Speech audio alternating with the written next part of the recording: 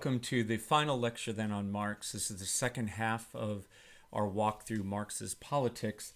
I'm going to stay very close to the text on this discussion, at least once we get into it. We're going to begin with a kind of a read through parts of the Communist Manifesto, then the critique of the Gotha program, the class struggles in France, and then finally the 18th Brumaire, Louis Bonaparte. And I'm going to be talking about Bonapartism and how Marx's analysis of the rise of the coup d'etat that led to Bonaparte's installation as sort of the new emperor of France parallels the rise of Trumpism. There's just so many features of it that are similar that we need to kind of look at the comparison.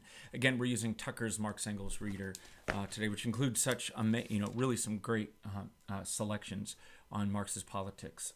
Okay, so just a reminder. Again, this is one of Hugo Gellert's images of what capital actually is. So what we talked about last time in our discussion of Marx's politics is the way in which social classes are arrayed against each other, and that to Marx only the proletariat could be the revolutionary class that could lead us out of capital into something like a good post-capital future. This is part of the reason why. Remember that to Marx, capitalists are simply the personification of capital. They're not capital as such. They're merely, again, personifiers of it, carriers of it. And that, capital is actually this dead labor, this apparatus of dead labor, again, partly spiritual and legal, and partly material, that absorbs living labor, and that is literally value in the process of self-expansion. It's the monster that's essentially eating human life. And so this is Gellert's image of capital, Mr. Moneybags, as dead labor, right? It's infertile. It simply can't self-expand. It needs living labor in order to grow. Again, like I've said before, Elon Musk could, or Jeff Bezos, or Warren Buffett, or any of the other billionaires could take off, like Scrooge McDuck, remove their pants and rub themselves all over their money all they like, and it's not going to lead to more money. That what is needed to mix with dead labor, money, is living labor, and capital is this mechanism to transform money into an absorption mechanism to extract living labor and thereby make more. So it's value that self-expands. So you can't really have a political system that is governed by this, that is going to be very good for human beings, right? That the more that the system is structured to benefit dead labor, the less it's benefiting the flourishing life of human beings, and the more that life is being constrained and curtailed. At least that's Marx's notion, right? So if you design a political system to maximize the dead, a kind of death cult, you're not going to be, you're not going to have an optimum political system. All right. Now, last time we looked at some of the class structure in America. So let's try to put this. I want to try to sort of walk our minds back through what we learned last time. So in Marx's politics, right, revolution is always in mind because the capitalist system is simply not sustainable in the long run. Social class, economic class, as in proletariat versus bourgeoisie versus some of these other classes, right, is always the central political identity. And anything that gets in the way of that is essentially working against good politics. And then finally, the way that reactionary politics work, that capitalism is just going to sit still and allow the proletariat to have its way with politics, that there's going to be interventions on the part of capital trying to disrupt and control the proletariat's political strivings. And so you're going to get a kind of clash of political interests at play in politics. And so Marx was an analyst not just of the kind of political organization and activity that the proletariat should engage in to lead us to a good future. He was also a very powerful analyst of the forces of reaction and the way that capital organizes itself to block the working class from building a political from being politically potent. Okay, so let's kind of try to wind ourselves back through. So this is data from the University of Minnesota. Had a website that allows you to sort of track the income and wealth percentiles in America. So this is income in America, individual income in America. So really fast, the top 1% of Americans, right? So the great, Occupy Wall Street argument that there's the 1% at the top and there's the 99% of us who should be politically arrayed against the 1%, right? If you take a look at this chart, or this image is really roughly drawn, if the 1% begins at $329,000 a year. And so let's take that as the proxy for the capital class. If you want to get really expansive, include the next 4%. That would include the petty bourgeois, and that takes us down to $158,000 a year. Okay? So 95% of us, and I'm included in that, make less than $158,000 per year as individuals. The 90th percentile is $116,000 a year. So if you wanted it extremely inclusive, that would be. So, the bottom 10% is $8,570 a year, $22,000 a year for the bottom quarter. $40,100 is the 50th percentile. It means half of all working Americans make less than $40,000 a year, right? And then half make above that. But 90% make below 116. So you can see that it should be an easy matter to politically organize a working class against a very small percentage of the bourgeoisie at the top, right? Should be very easy. And if you go even in wealth, the picture doesn't change. So this is wealth, 2016 data here.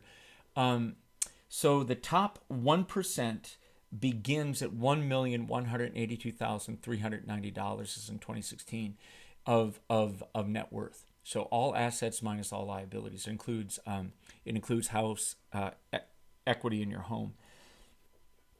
So that I've got a spider fitting. Anyway, so that's the 99th percentile. If you go down to the 90th, you're at 500,000 basically. So 90% of us in America, one of the top leading capitalist countries in the world, 90% of us households have less than $500,000 of net worth. So most of us are living more or less, hand to mouth, and the 50th percentile is less than 100,000. So half of American households have less than $100,000, and the bottom 10% of households have negative net worth. Their assets do not match their liabilities, actually own more than they own. So it's $1,000 is the net negative for the bottom 10%. So if this is the political situation, it should be extremely easy, right? Let's say that you go ahead and that 1% is it. We could even get really generous, and 99.9%, the top 0.1% begins at 43 million.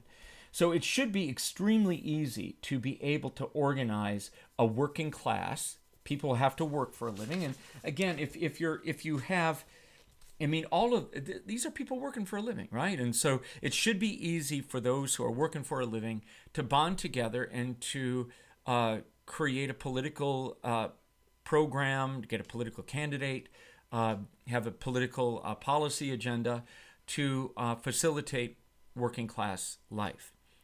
And yet we don't, right? And so what we talked about last time, again, to Marx, this is the key to everything, right? Like if you can get the working class to bond together, they're going to control the world. So how do you make sure it doesn't happen? Remember what it is? You make sure that you get the, so you get this group of people excluded because they're middle class or identified as middle class. That's the 70,000 and up people. So this is basically your people who have college degrees or who own a small business or who are part of the blue collar aristocracy making more than 70 grand.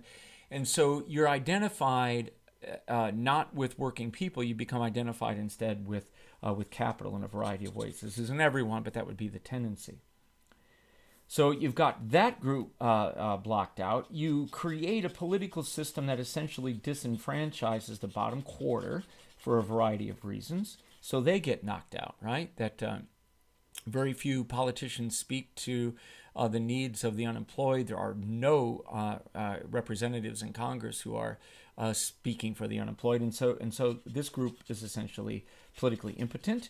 And if they do vote, again, what we've done by using, remember we talked about religion, especially like abortion, gun issues, the guns, anti-gay, right? So you have God, guns, gays. There's a variety of political mobilization that can frack this group so that those who do vote wind up voting against any working class interest and wind up voting in a block up here. So because America has again, the great book by Werner Sombart from 1915, Why There Is No Socialism in America, he argues that a lot of it has to do with the institutional structure of our political system. We have two dominant political parties, and that means that no third party can effectively win or dominate. And so you wind up, even if you have a strong third party movement, last time we had that was 92, it immediately gets knocked out of contention because of the two-party dominance, right? I just was reading, right here it is. I've got an old book on third-party movements in America. This is an old thing by Fred Haynes, and there's a chapter that I like to draw attention to for my students. Again, I'm in Iowa here, so it's the Anti-Monopoly Party in Iowa. And so right after World War II, Iowans and the rest of the Midwest, found themselves basically under the control of the railroad monopolies, and so the Democratic Party was essentially dead after the Civil War, and the Republican Party was sort of the default political party that had a majority of votes. They didn't have to work very hard and so on. And so Republicans wouldn't take action against the railroad monopoly. And so there was a new party created, the Anti-Monopoly Party, also called the People's Party, or the Farmers and Laboring Men's Party, which I think is great, and otherwise known as the Reform Party. So we've had this happen before, right? And the astonishing thing is that this party came into existence in just out of nowhere, and within 1 year, they wind up. Look at this. They wound up in 1872. Winning a majority of the Iowa state legislature. So they actually tied, right? So the Republicans and the Anti-Monopoly Party were tied. So the Democratic Party was dead, basically. And you had this third party that emerged, and in the first round of elections, tied the Republican Party. So the anti-monopolists elected 8 senators, 49 representatives. The almost equal division of the House of Representatives produced a long deadlock, which is finally settled on the 142nd ballot. So it took them a while to figure out a compromise. They gave the Republicans the speakership, and the Anti-Monopoly Party was given the control of all of the committees. And so that's how it was done. Now the interesting thing is they accomplished their objective. Within a year or two, they wound up regulating the railroads. And by 1874, during the next election, they were basically wiped out. And so that just tells you that there's something. Here in Iowa, we had something like a People's Party, a socialist party almost, an anti-monopoly party that lost, that came to almost dominate Iowa politics out of nowhere. But then despite that power, lost almost everything. So there's just, again, our two-party system has been extremely difficult to change and to break. And it means that, the two parties that we have don't need to speak a labor language in order to survive. So, okay, so you got gays, guns, God down here. And then you've got the middle class up here. So these are all people who want low taxes and great subsidies for mortgages and other sort of upper middle class ideas. And then so now we're down here. We've got the top quarter is out, the bottom quarter is out, and then you begin fracking up the remaining 50%. So remember that it was like so then you use race. You get some of it with race. You use religion is another one. Anti-abortion and so on.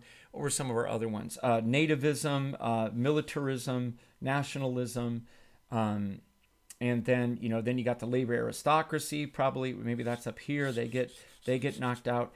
And so by the time you're done, you take this what should be a slam dunk for working class people. Who should easily be able to dominate politics.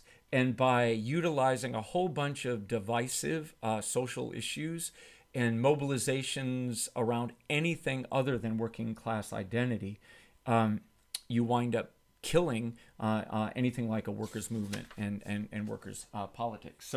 So that's basically how this works. So after World War II, there was a brief moment of labor mobilization where it was possible for, there was tremendous gains for labor in the years of the Great Depression leading up to World War II. So this is a graph. This comes from Jacobin magazine online, a really excellent Marxist magazine. I recommend it to anyone who's sort of interested in a readable, important, accessible essays on contemporary Marxist politics.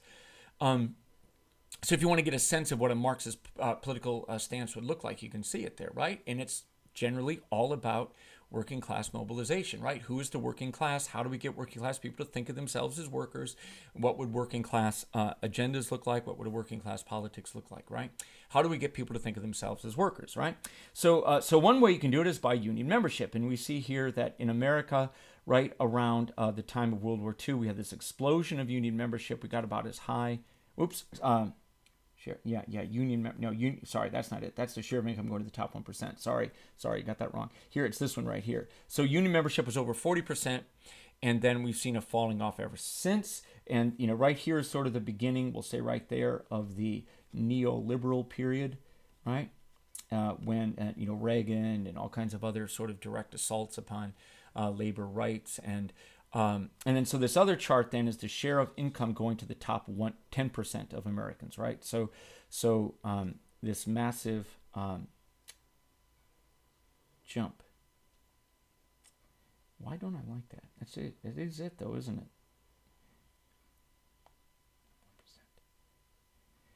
I see what I've done. Yeah, here's what I've done.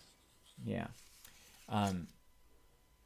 Here's what I've done. Okay, so God, this is bad, but here you go. So this is the line of share of, this is union membership here.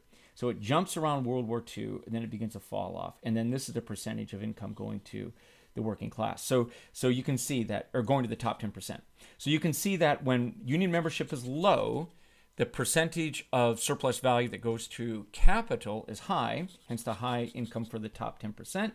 When union membership increases, the share of surplus value going to workers increases, the share going to profits declines, and so you get this plummeting. And then as labor membership, that's this line here, falls, then you get this increase in share of income going to the top 10%. That's the problem of printing things off in black and white, right? Okay, so again, we can see that we're at record now, that we've never had as much income going to the top 10%, the share of national income. And so if you look at that, so more than 40% of national income goes to the top 10%. These are largely, this includes all of the absentee owners who don't work at all, and the working class is sharing the rest of the 50-some percent of income among them, right? Okay, and then this is a chart of worker productivity. That's the dark line that more or less goes like this. So we've had increasing worker productivity. That's worker output, dollar value of worker output per hour. And then you get union membership here is this line again. It's the same one we saw up there. Union membership declining since then, and then hourly compensation. So you can see that when unions were growing, hourly compensation grew in commensurate with it. So unions helped ensure that the share of surplus value going to labor tracked basically productivity, right?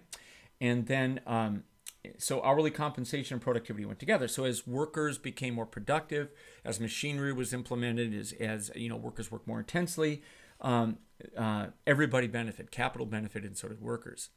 But beginning again, this is the beginning of the Reagan 1978. Thatcherism, Reaganism. This is the neoliberal effort to control labor movements and sort of the massive mobilization against labor, and then you can see that the percentage of union membership plummets, and then hourly compensation in real terms essentially stagnates. Right, so there have been virtually no raises for the working class since 1980 in real terms, right? And yet there have been astonishing increases in wealth and income for those at the top. So the returns to labor have been flat to zero, right? And yet all of that productivity has led to massive profitability, which has led to dramatically increased corporate profits and returns to the upper class. So the point I'm trying to make, again, is that capitalism and politics go together hand in glove, and it's always there, and that Marx's politics is a politics of the working class. So if you work for a living, if you trade your energy and your mental concentration for a job, for a pay, and that you die into a job somewhere, and that production, you produce more than you're paid, and that excess goes to an employer, that's you're producing surplus value for someone. And Marx's politics is all about surplus, surplus, surplus. Who controls the surplus? And then as capitalism is a crisis-prone system, who is in a position to guide us out of capital into a post-capitalist world when the system can no longer reproduce itself. Okay, so let's take a look at some of Marx's writings on politics. So let's look first at the Manifesto of the Communist Party. It's on page 473 of the Tucker reading. It's an astonishingly short piece of work, right? I mean, it's a pamphlet essentially, right? So it begins again distinguishing between the bourgeoisie and proletariats. It talks about the history of all societies, the history of class struggle, and just like we've had master slave and feudal lord and serf in the past, we're now in an era of capital and labor. Capital is, his word is bourgeois, again, burger, town, and then town dwellers and the proletariat are those who work within capital and labor. Aristocratic regimes are still dominant throughout Europe, and illiberal political systems are worldwide. So, at when Marx is writing in 1847, the only major country in the world that was electing its chief executive by popular vote was the United States. It's the only one. All of the regimes in Europe were either aristocratic systems or had extraordinarily limited franchise, right? Very, very little, very narrowly held voting rights. The electors were sometimes only 1% of the population. So we weren't yet in a world of mass politics. It was coming. All right, so the walled towns of Europe are where the burghers came from. We kind of talked about that. And initially, as Marx says, that in the great revolutionary struggles against the aristocracy, the bourgeoisie and the proletariat, the urban dwellers worked together, right?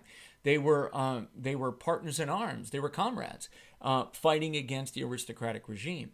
And then it's only at the end of the revolution, as arms are beginning to get laid down, that the interest division between capitalist and labor comes into the foreground. And then these former allies realize that, my God, we have different interests. And then you get the bourgeoisie turning against the proletariat at that point. And that's precisely what happens in the 1848 revolution, which happened right after this was published, right? That the bourgeoisie and the proletariat worked together in this to overthrow that, the regime. They declared the Second French Republic in France, and then the aristocratic regimes topple all throughout Europe. And then they turn against each other, and rightly so, because they really do have opposed interests. and then again, the bourgeoisie winds up aligned with the Bonapartists, and we wind up with this really reactionary regime. They murdered, as Marx says, 3,000 of the townspeople in just a brutal killing in France, getting rid of the leaders of the proletariat.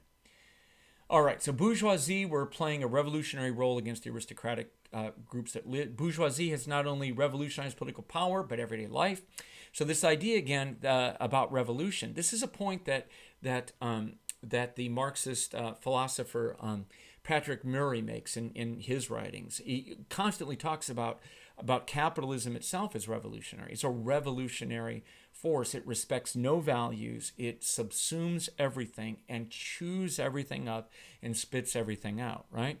So labor processes, gods, religious holidays, sacredness of marriage, all kinds of things gets chewed up and spit back out.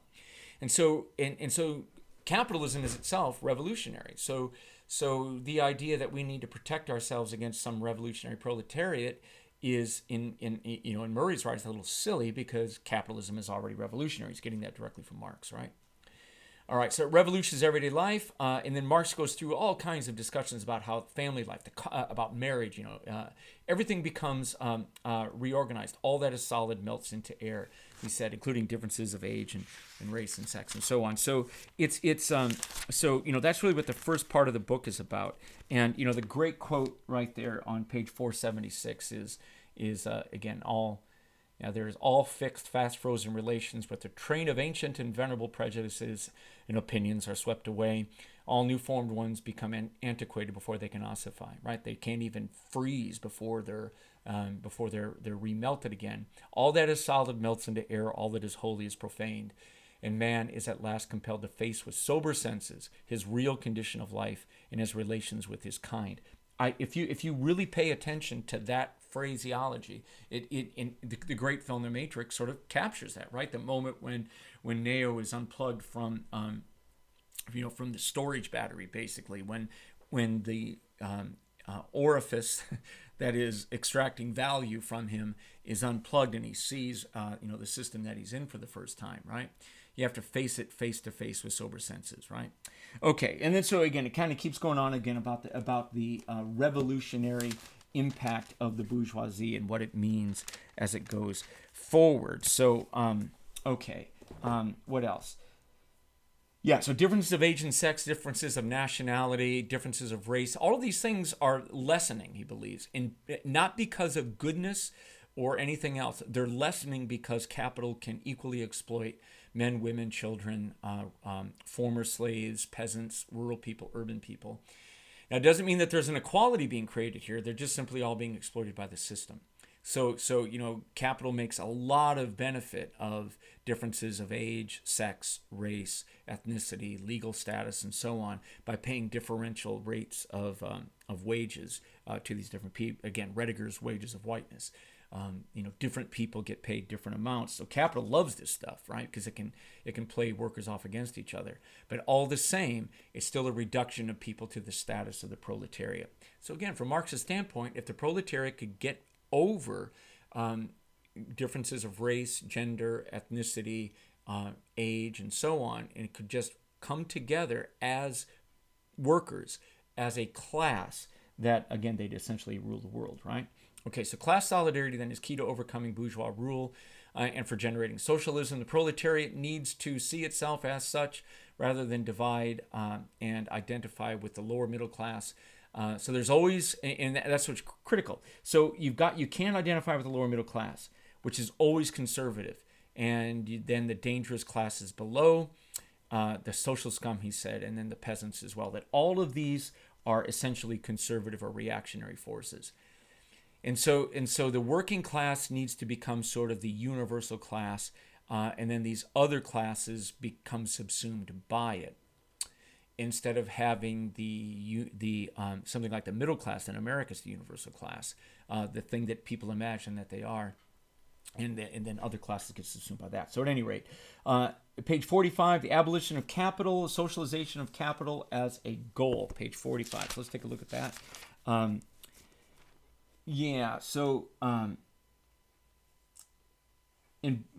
Yeah, right there. Let's look at this. So in bourgeois society, living labor is but a means to increase accumulated labor, and in communist society, accumulated labor is a means to widen, to enrich, and to promote the existence of the laborer. Yeah, so in bourgeois society, capitalism, the past dominates the present. In communist society, the present dominates the past. Capital is independent in bourgeois society and has individuality, while the living person is dependent and has no individuality. And again, that state of things is to be inversed or reversed in in communism. So that idea again of a vampire feasting upon the dead is everywhere here. Okay, so so the goal is the socialization of capital. The socialization of capital. Okay. Page 49, a discussion of ideology. Yeah, so this is that famous line of the ruling ideas of each age have ever been the ideas of the ruling class. Again, so this is ideology. So the proletariat is always working against a dominant cultural set of concepts, ideas, voices, legal structures, set of virtues, and so on. You're constantly struggling against that, and so that's part of the difficulty. Again, this is part of what Antonio Gramsci wrote about as hegemony, right? That the ruling class always has hegemony. They not only have repressive power, but they also have that soft power of control of culture, and can basically obtain compliance and consent on the part of the people simply by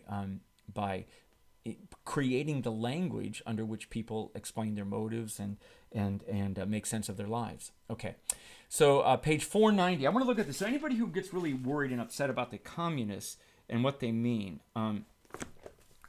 We have the first step in the revolution of the working class is to raise the proletariat to the position of ruling class to win the battle of democracy. And that's really the argument here, right? That if the proletariat organized as such, they would control every democratic system, every one, right?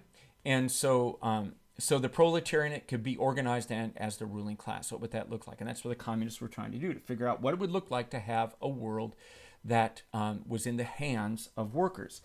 Okay, so here are the 10 generally applicable. So this is the agenda. So if anybody ever talks about the communist agenda, the Marxist agenda, this is it, okay? This is on page 490 of the Tucker text, okay? So this is sort of like the basic 10 things that the communists were asking for in 1847. Abolition of property and land and application of all rents of land to public purposes, okay? So land is something that isn't held by aristocratic elites, which it was at the time. It's something that becomes state property and can be in benefit of all. Again, this isn't private property. It's held primarily by capitalists, but even at that,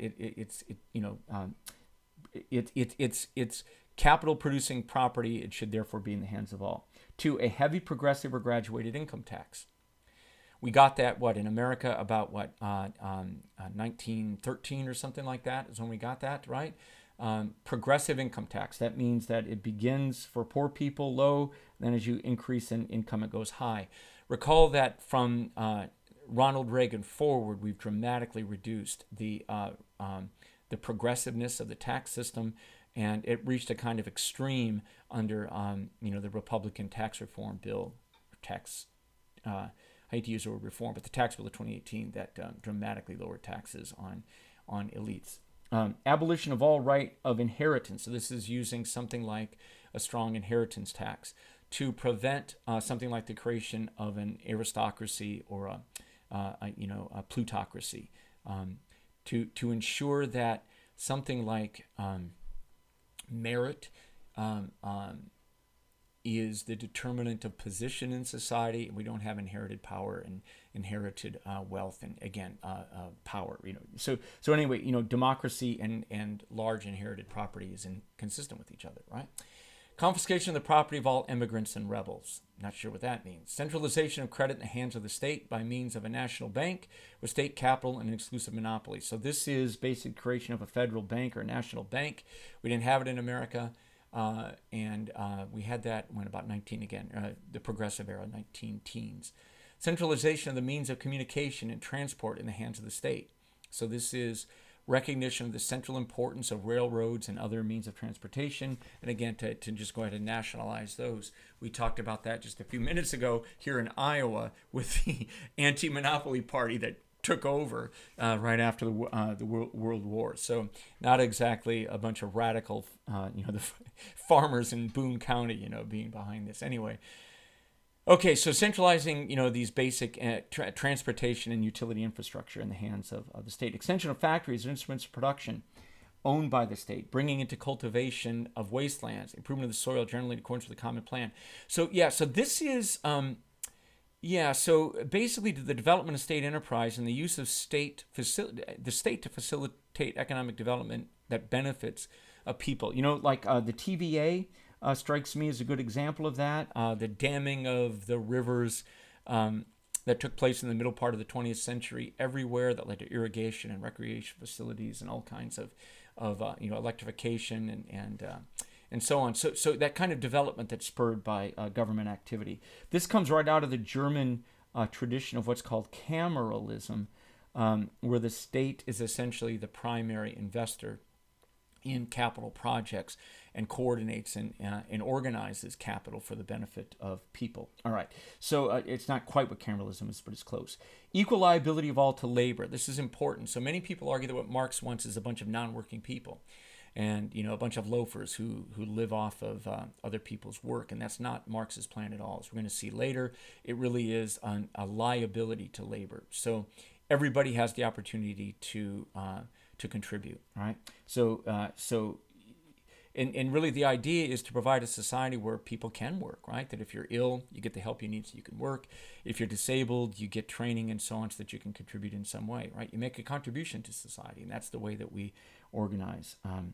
Combination of agriculture with manufacturing industries to get rid of the distinction between town and country. Equitable distribution of population over the country, again, to kind of redistribute land for social good, redistribute industry for social good. I just love this last one. Free education for all children in public schools, abolition of children's factory labor in its present form, combination of education with industrial production, etc. It's always amazing to me to read 19th century business opposition and conservative opposition to public schools. It always astonished me as a kid that anybody would ever have been against public schools. Of course, now in the 22nd decade of the decade of the 21st century, with Betsy DeVos as education secretary, the rapid spread of homeschooling and religious-based schooling and anti-schooling and other things, you can see that that public education is something that's under direct attack again. But it was something he was asking for. So, very little of this is particularly radical, and much of it wound up becoming part of our system here in America. And so, again, people who think that Marx is just a crazy radical or a utopian, just look at his basic ideas here. Most of this was, by the mid-20th century, implemented in the United States and certainly throughout social democratic Northern Europe. Okay. All right, so that takes care of the Communist Manifesto. Let's look at the critique of the Goethe program. So that is an interesting document. It's not a great read, really, but it's on page 525 of the Tucker volume, written in 1875. So this is I think it's Ferdinand Lassalle's plan for sort of a plan. It's sort of a party platform that Marx critiques, and so you get his his honing and disciplining of concepts. You can see where he gets frustrated with other people's sort of easy conceptualization, and his recognition that if you don't have a kind of scientific socialism or scientific communism, you really just have propaganda. And again, to him, this isn't about propaganda. It's about actually adequately comprehending the structure of capital and then the promise of post-capital society. So, okay, much of this document is tedious, and at least for most readers, I kind of like it, but it's a corrective of capital critique consistent with Marx's Capital. So you can see him looking at a political platform and critiquing it and using his analysis of the structural operation of capital from his book Capital as a corrective to other people's ideas. Page 528, you see this rather mature recognition that a communist society must still make the system function, and with investment and maintenance and other things. So let's take a look at that. I thought that was interesting. So again, all this stuff about Marx being a foolish dreamer, again, it's like he's saying, look, you can't just take the proceeds of an industrial factory and give it equally to the workers, because you have to cover the replacement of the means of production that get used up. You have to expand production. You have to reserve insurance fund to provide against accidents, dislocations, worker injuries, and so on. And you have to have administration. You have to have provision of schools and education and so on. So he's really mature about this. And so his argument is that in a communist society, you're not just going to give equally to everybody in the society. He's just going to get like a check. A lot of the funds are going to be kept back, or a lot of the capital is going to be kept back. Or what used to be capital but is now simply going to be surplus labor is going to be kept back in order to build up an infrastructure for the good of all, right? Taking care of those who can't work and so on. So building a world of cooperation that and administration, not just sort of equal distribution to all. All right, page 530, the notion of work in a communist society. He recognizes that you have to have unequal returns to labor at times, right? There's a right to inequality in terms of the work that you do, and in at least the that there has to be mechanisms in place to ensure that the work gets done, and that you encourage the right kind of work, right, from the social consumption fund. I don't want to go into that too much. So on page, again, right here, page 531, in a higher phase of communist society, after the enslaving subordination of the individual to division of labor, and therewith into the antithesis between mental and physical labor.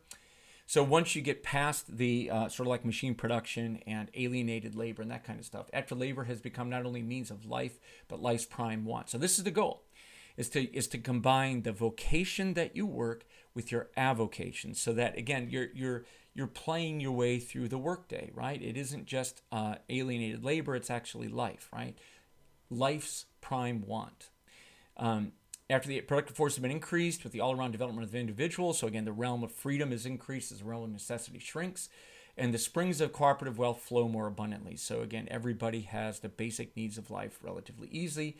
Only then can the narrow horizon of bourgeois right be crossed in its entirety, and society inscribed on its banner, from each according to his ability, to each according to his needs. I always find that funny that people think Jesus said that, and it's actually Marx. But that's actually, again, this kind of obligation to contribute, right, to labor, to contribute. And again, using the advances in technology and the general intellect, the amount of labor should be reduced down so that there's a kind of maximum of freedom for the individual. But you still have an obligation to contribute to the social whole, something along those lines. Page 535, excellent quote regarding the free gift to capitalists. So let's see what that is. That's...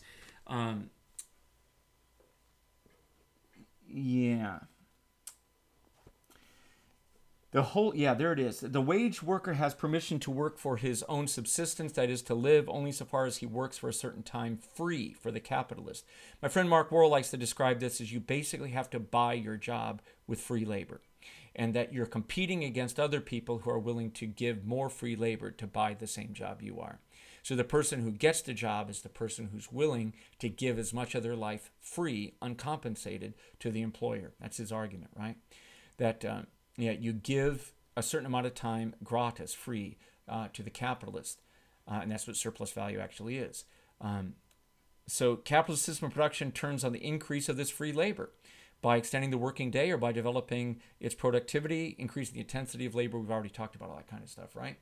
And so the system of wage labor is a system of slavery which becomes more severe in proportion as the social productive forces of labor develop. Because again, you're giving up your freedom and your free time to the employer. And as the capital system evolves, again, the amount of time that is free, given free, you're probably covering your wage in an hour, 2 hours at the most in a working day, and the rest of your time is surplus value for your employer, right?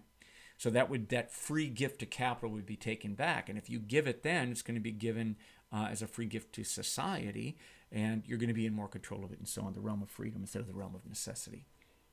All right, from freedom of conscience to freedom from having to have a religious conscience. We'll leave that out. But he has this critique of bourgeois ethics and says that, look, we can go far beyond bourgeois ethics in a communist society. We wouldn't have to just have ideological bowing down before authority, but you can be free to believe what you want, right? And really be able to work that out. Okay, the class struggles in France. Again, in 1848, there was a revolution, massive revolution everywhere. Marx's book, or pamphlet, the Communist Manifesto, is 1847. It's widely seen as a keynote, basically, explaining what went on in the revolution. He took an active role in it, as did Engels. Engels was actually an officer, a fighter for the proletariat. After the revolution, there was a republic declared in France and elsewhere. But by 1851, the forces of reaction had essentially restored the regimes, or even more intensive disciplinary regimes afterwards, a kind of monarchy, and then and so it ended in self-defeat. So Marx writes, he's analyzing here in the class struggles in France why it's difficult to hold gains, and he argues that since the big thing is what happened in France. Why? So again, in 1851 there was a plebiscite. A universal suffrage for men. Eric Hobsbawm writes about this really well in The Age of Capital. So I recommend his analysis of this. But he's very clear about it. Only in the United States did we have something like universal suffrage. And even that was only 20 years old at the most. So France in 1851, in fact, it was only 15 years old. France in 1851 is the second major country to have universal male voting. And you would have thought, again, given our little chart that we had a few minutes ago, you would have thought that having universal suffrage would have led to something like a progressive politics. But it didn't, because what happened is that the proletariat was struggling against capitalists, but peasants were struggling against users and mortgage people. They didn't quite recognize those as capitalists. The petty bourgeois was struggling against wholesalers, bankers, and manufacturers, not quite recognized as capitalists, and that each of these groups wouldn't bond together with each other in common cause against emerging capitalism. Peasants were counter-revolutionaries. They almost always are, page 591. And again, let me see if we can find that line. I wrote,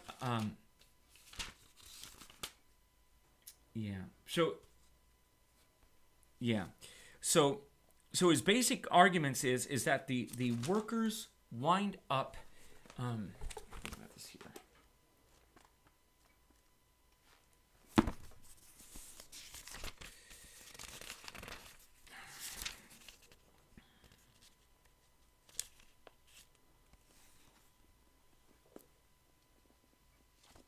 Yeah, there it is.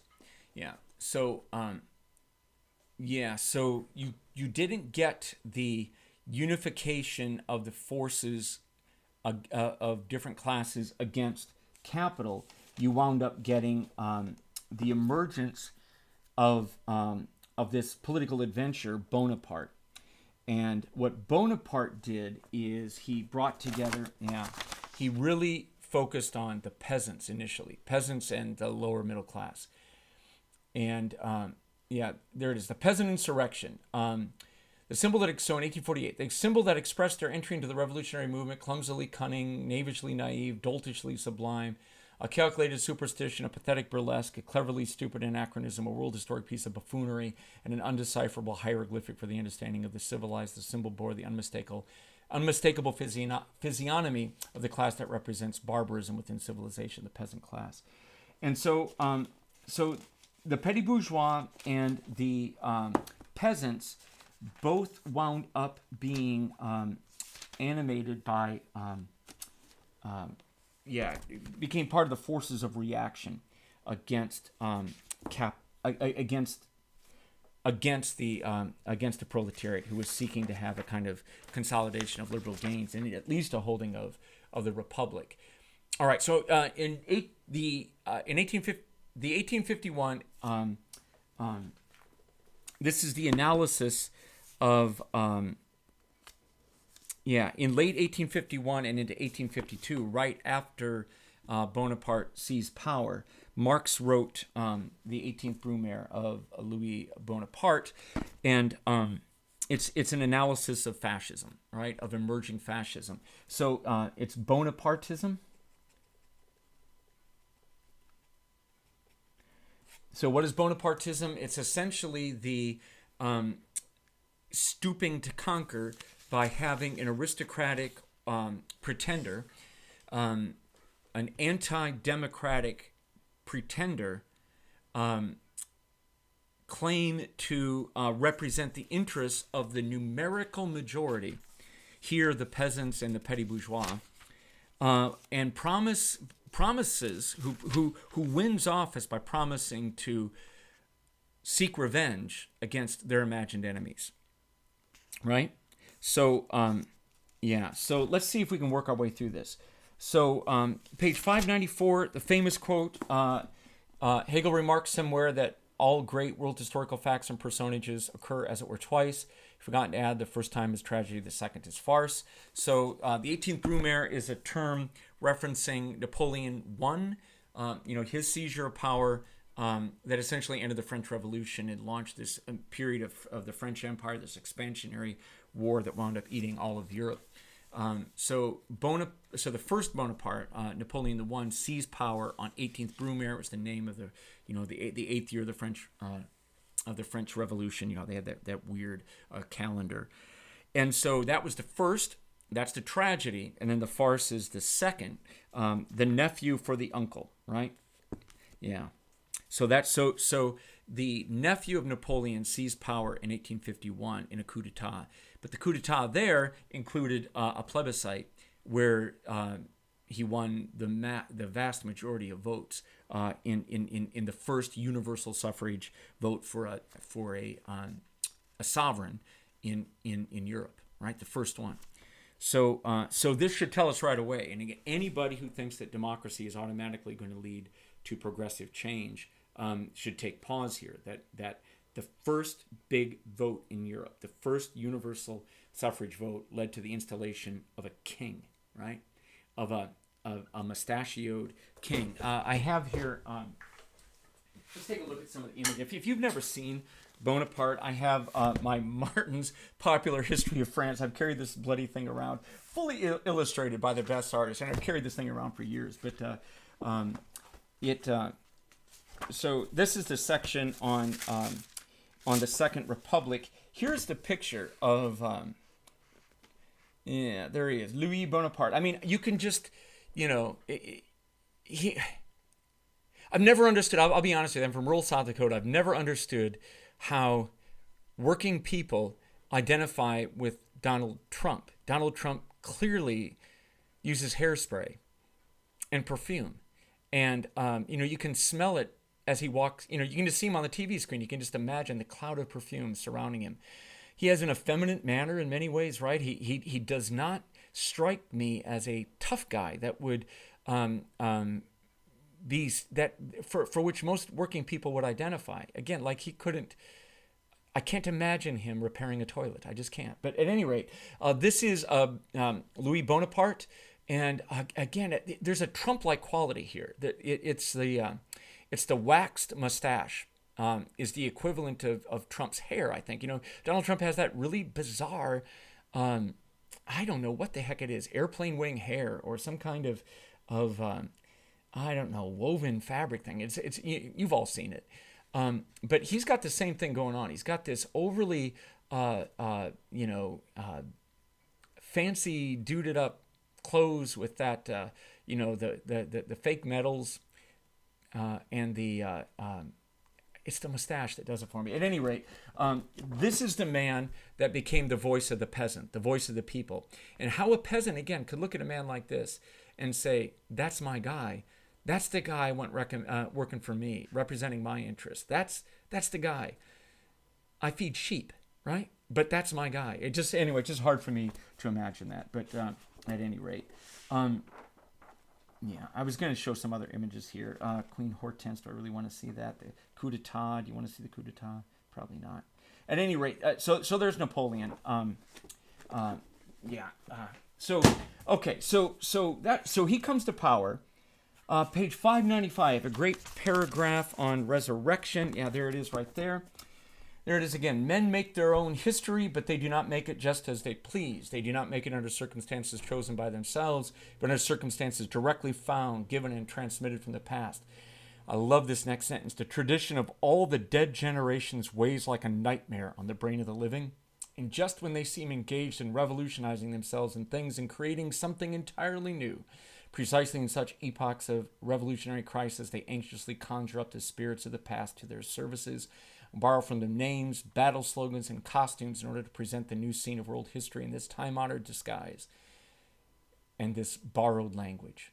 Thus, Luther donned the mask of the Apostle Paul. The revolution of 1789 to 1814 draped itself alternately as the Roman Republic and the Roman Empire. And the revolution of 1848 knew nothing better to do than to parody in turn 1789 and the revolutionary tradition of 1793 to 1795. Yeah. So there it is. So the world historical moments that conjure up the dead. And so here, this idea that again, capital is dead labor, but history itself has this capacity to sort of reproduce itself. And then as people begin to create something new, they created a republic where it hadn't existed before. In so doing, they were using frameworks and ideas and values even from the past that wound up getting them in trouble, that had connotations to them that weren't fully understood. The awakening of the dead in revolutions, right? The idea that by calling forth the past, we wind up reproducing it is part of the problem here. Okay. Yeah. Page 590, proletarians, revolutionaries, often intellectually self-negating. Yeah, so 598, yes. So, yeah, okay.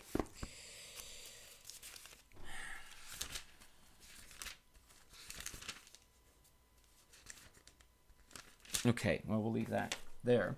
601, the proletarian is defeated by a coalition of peasants, petty bourgeois, industrial bourgeois.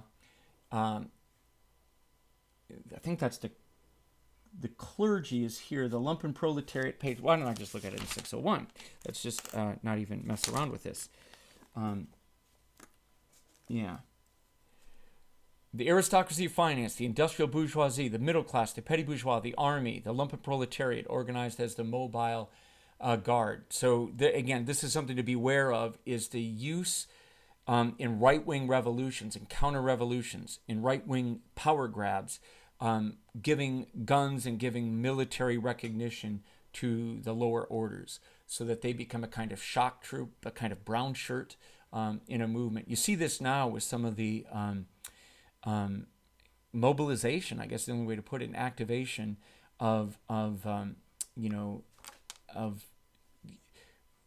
people who clearly are not economically advantaged, who are taking the role of defenders of the Trump regime and of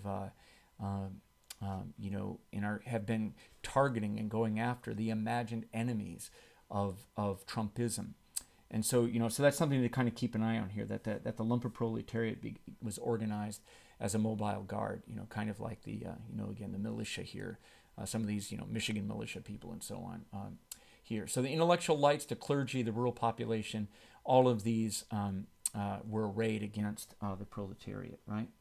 The proletariat stood on its own, right? And 3,000 people wound up dying, before it's over. Okay. Okay, so yeah, page 602. Okay, so then here comes Napoleon. All right, so what does he do? So he organizes himself as the party of order versus the party of anarchy. Property, family, religion, and order. This becomes the four virtue words that efface class, right? and gets rid of the class identity. So in our last lecture, we talked about the way in which any identity but class divides up the working class and helps break them down, and that's what happens in this movement against the proletariat. Again, the party of anarchy and the party of order. So we're seeing this right now. Donald Trump is arguing that he represents the law and order, right? Law and order party, law and order president, against anarchists. He's constantly talking about anarchists, anti-fascists now, or somehow or other imagined to be anarchists, right? Enemies of society, right? And so you get the exact same framing here: property, family, religion, order. Well, this is exactly the four sort of pillars of the social right or the cultural right today.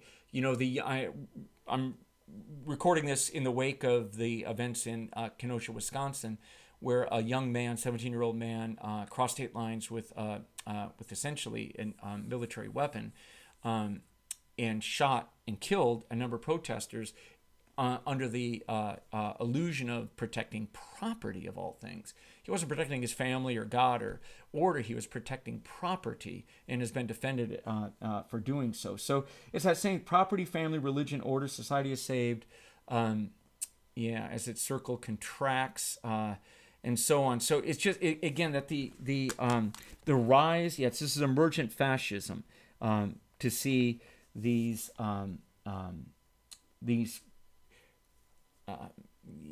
okay, so let's move on then. So I'm not doing a very good job of this. I feel like I'm running out of time.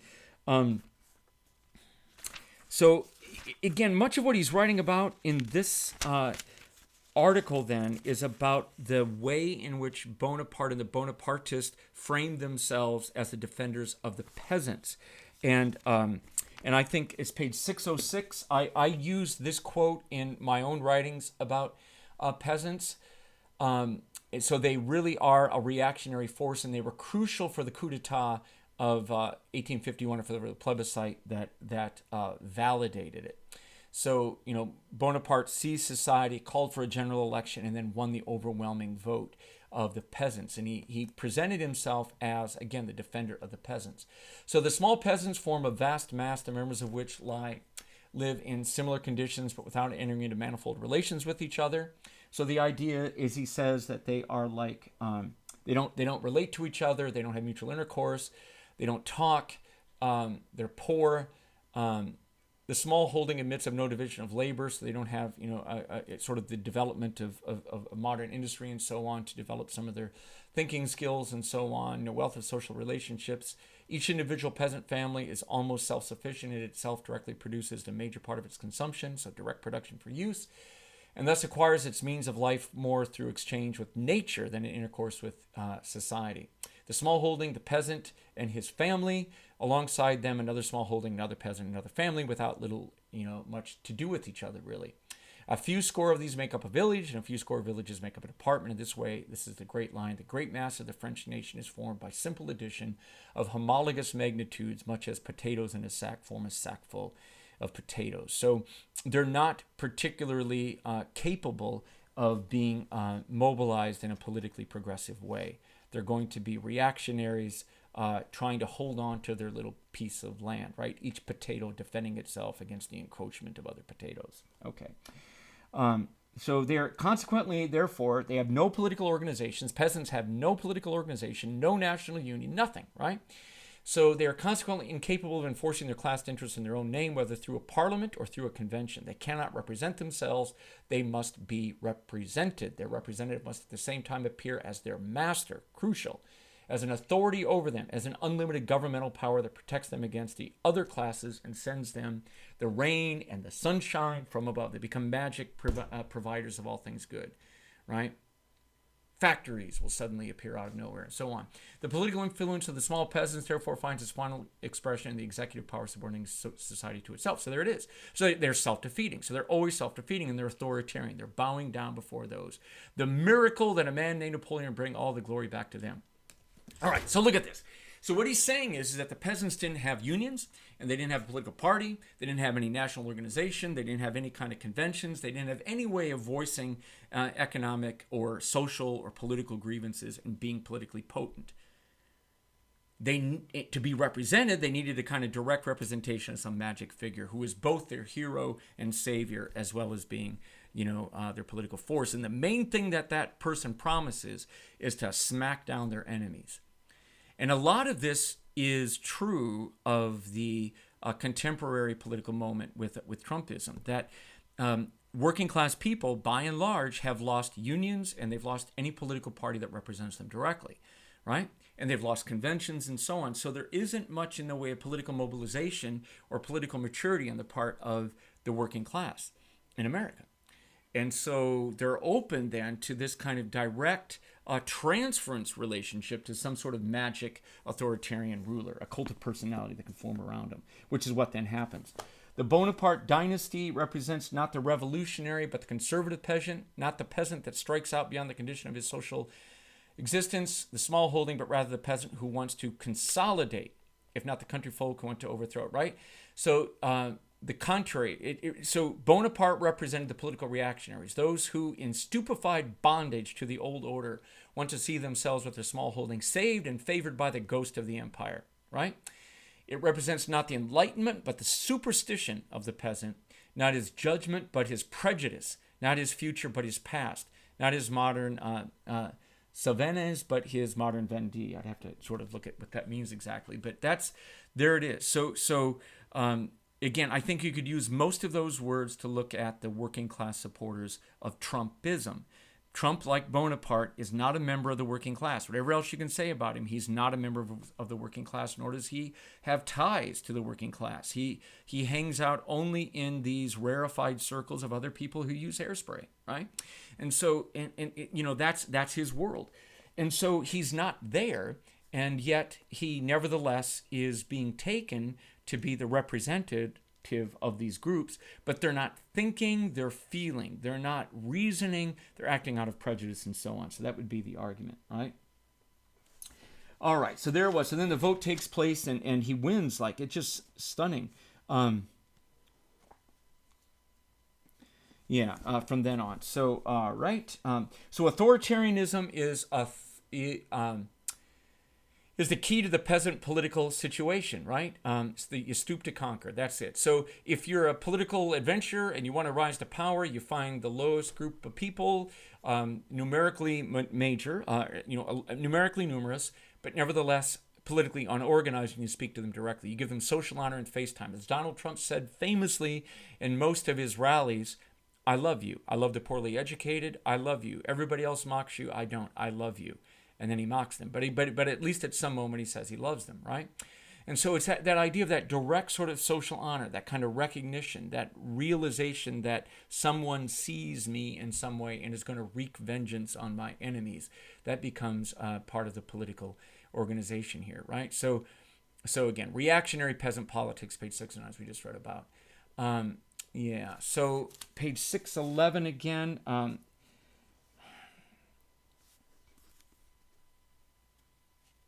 There's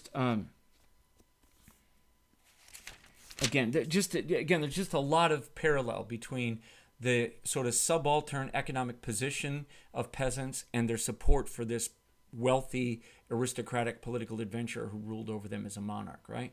And the same kind of thing now, that the relatively poor, desperate,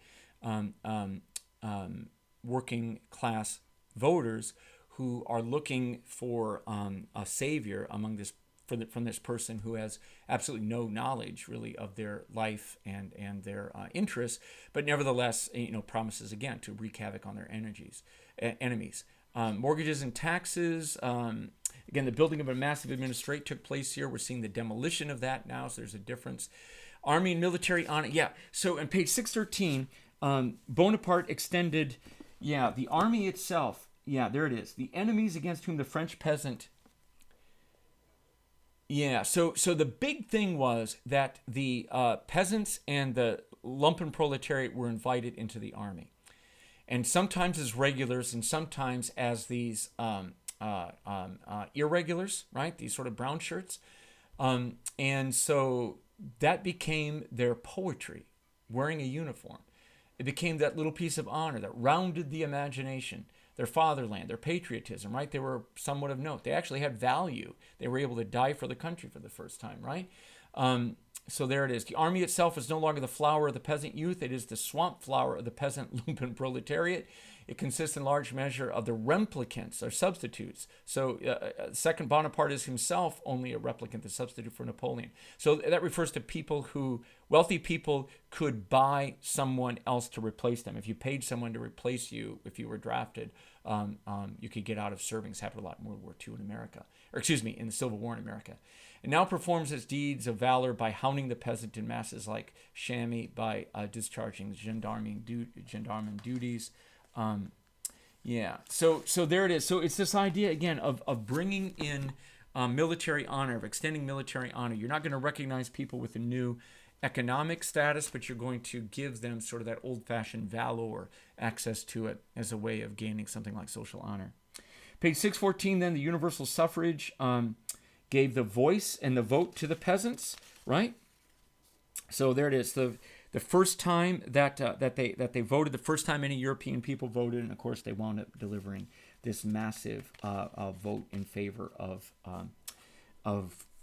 Bonaparte. And then here it is. So Bonaparte looks on himself as a representative of the peasants and of the people in general against the bourgeoisie, who wants to make the lower classes of the people happy within the frame of bourgeois society. So he posed as someone who is against the interests of the bourgeoisie in his rhetoric, right? Even though what followed then was this massive development of the bourgeoisie and a government that really helped him do it, right? Representative of the lumpen proletariat. Okay. Yeah. So it led to this kind of this anarchism of driven by the contradictory demands of his situation, at the same time like a conjurer under the necessity of keeping the public gaze fixed on himself as Napoleon's substitute, by constant surprises, executing a coup d'etat in miniature every day. Bonaparte throws the entire bourgeois economy into confusion, lays hands on everything that seemed viable to the revolution of 1848, makes some tolerant of revolution, others desirous of revolution, and produces actual anarchy in the name of order, while at the same time he divests the whole state machine of its halo, profanes it, and makes it at once loathsome and ridiculous. The cult of the holy coat of trade. All right. So this idea that this rule is sort of anarchy and again, a political adventure, not someone who's actually like a good manager of interests. So Bonapartism, then, as analyzed by Marx, it's a bypassing, a reactionary bypassing of the interests of the proletariat on the hands of the bourgeoisie by feigning opposition to the bourgeoisie to grab the numerical majority of the peasants, the lumpen proletariat, and others who would just gain the right to vote, and then to use that support to engage in all manner of activities that really don't benefit the people who vote for them, but nevertheless, they do anyway. And again, much of the promise is a negative promise, going after the users, going after those who own mortgages, those who, dealers. There's anti-Semitism involved in this too, a racial side. So while what actually happened during Bonaparte's reign was a massive explosion of capitalism, and capital, runaway capitalism and corruption, all kinds of things, it was done in the name of fostering the well-being of the peasants.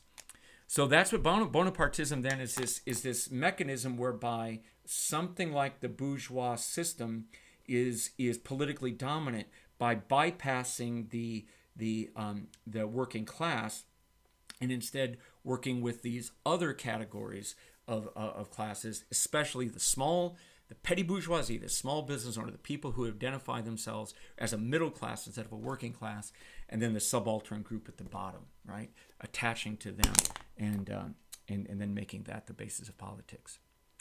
Okay, and I think there's a lot of parallel there. So Marxist politics, if it were to be implemented, the goal would be to keep one's working class status central in political identity, central in political organization, central in political action, right? and to keep in mind that capitalism is itself a crisis-prone system that isn't sacred, that is actually dead labor feasting upon the living, and that the goal of politics should be to advance the interests, especially in democratic society, of the majority. And here it's the majority of workers, not of the group. So again, Marx is an analyst of reactionary politics, like Bonapartism, recognizes that the configuration of values, history, complexity can work against the easy sort of political realization of proletarian ends. And with that, we'll stop.